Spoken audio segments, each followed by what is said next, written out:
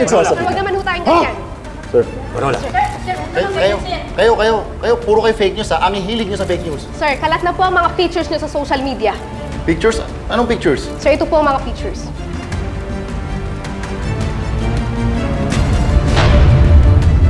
Ano ang masasabi niyo sa mga pictures na yan? Paninirang puri yan. Malamang galit sa pulis gumawa niyan.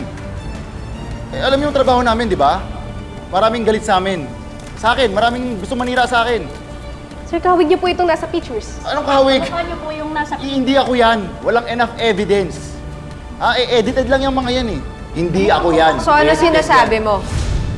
Fake ang pictures na yan?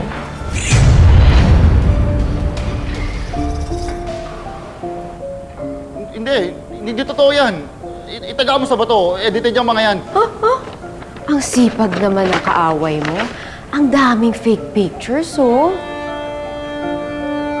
Tingnan. Akala ko ba hindi ikaw to? Walang iyam. Oh, the fake pictures, ah.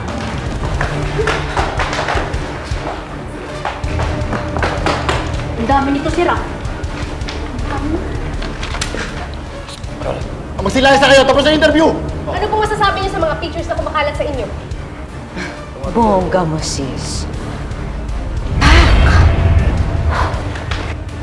Sir, hawig niyo po itong nasa pictures. Ano po Hindi ako masasabi yan. niyo, sir, sa mga Yes. pictures? Sir, sino po